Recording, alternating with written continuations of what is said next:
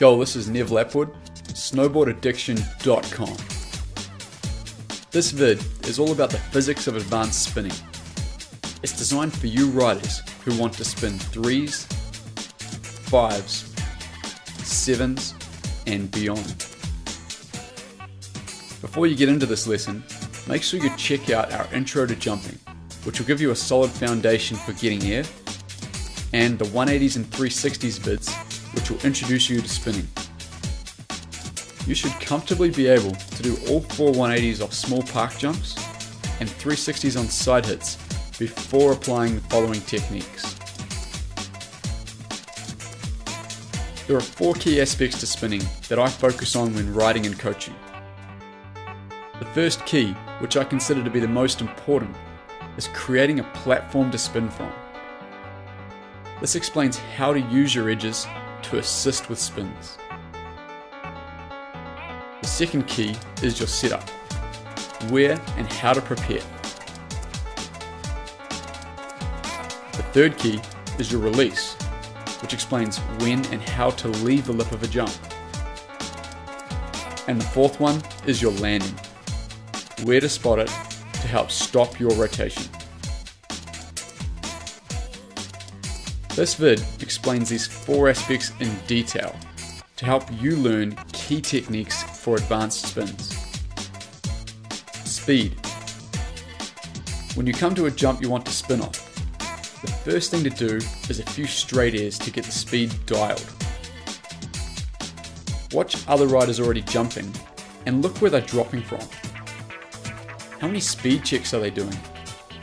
Are they easily clearing the knuckle of the landing? Make sure you always carry enough speed to make the downwards transition of the landing. Otherwise, you'll land flat, which is not comfortable. I like to minimize speed checks so I can concentrate on the trick I want to do. Try to find a spot where you can drop relatively straight. Once you've got the speed for your straight airs, use the same speed for a spin or a tiny bit faster. Aspect 1. Platform. The first key is to create a solid platform to spin from. This refers to how you use your edges to approach a straight park jump. I consider it to be the most important aspect in mastering your spins.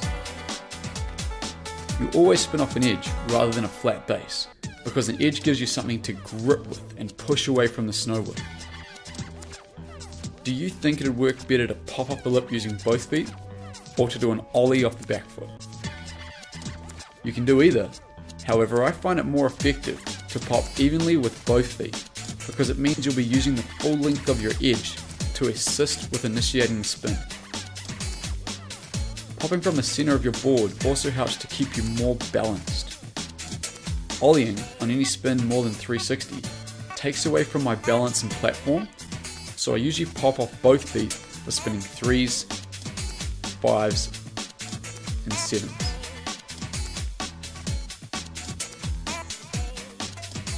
Backside is when the back of your body enters the spin first like this. Almost everybody spins backside off their toe edge.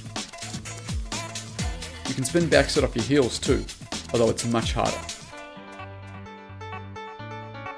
Frontside is where the front of your body enters the spin first.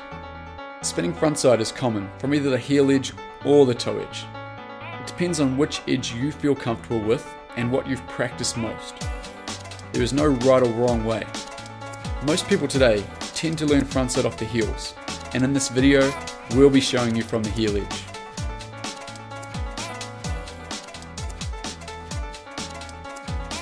This diagram will help explain how to create a platform.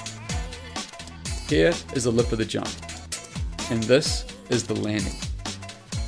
Here is the knuckle. Make sure you always have enough speed to easily clear the knuckle.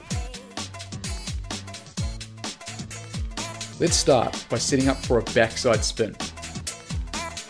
When creating a platform to spin backside, we are carving on our toe edge. Your board will be turning on the way out the lip. However, we want to leave the lip in a straight direction. So we need to do a setup turn on our heel edge, somewhere back here. If this is your drop-in point, the same point you dropped in for a straight air, drop in and do one sit-up turn on your heel edge before creating your toe side platform. The platform is happening on the way up the lip of the jump. If you do just one sit-up turn, it allows you to concentrate on what you're doing and where you're doing it.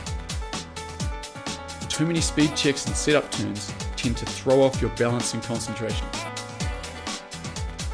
At the very last moment as you leave the lip, your board should be leaving in a straight direction.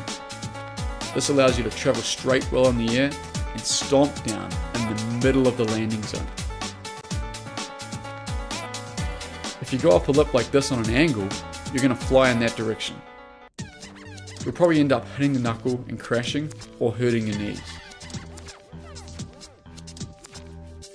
So try to be as straight as you can as you leave the lip.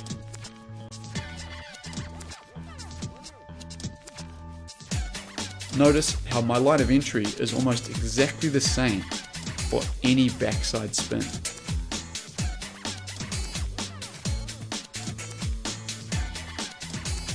With frontside off the heels, drop in from the same point.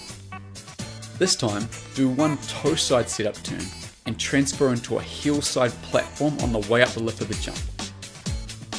Just as you leave the lip, your board should leave in a straight direction, which allows you to travel through the air straight to the middle of the landing.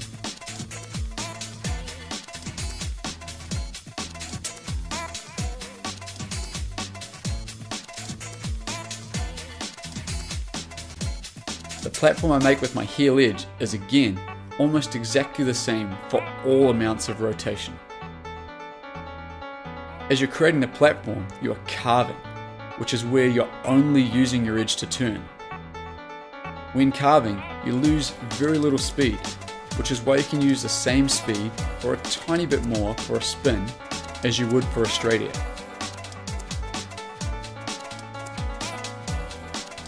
Creating a solid platform is critical to spinning, and every good rider does it almost the same. That's why you often see this hourglass shape forming on the lip of big park jumps.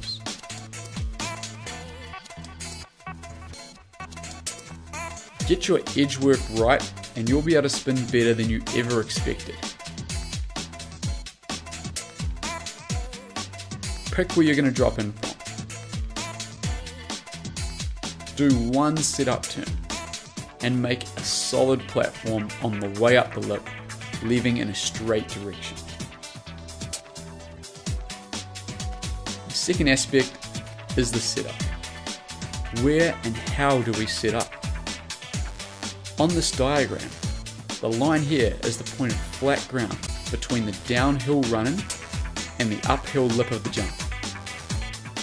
This point of flat ground can be called the sit-up point.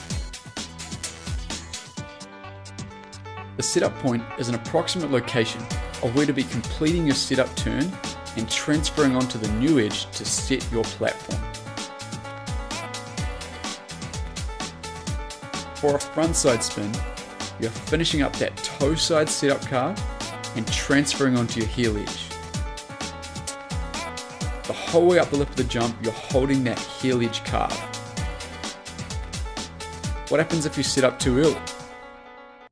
Watch the line of entry on this diagram to see what happens. If you do a sit-up turn too far before the sit-up point, then your platform will also be too early, and you'll end up turning too much while leaving the lip.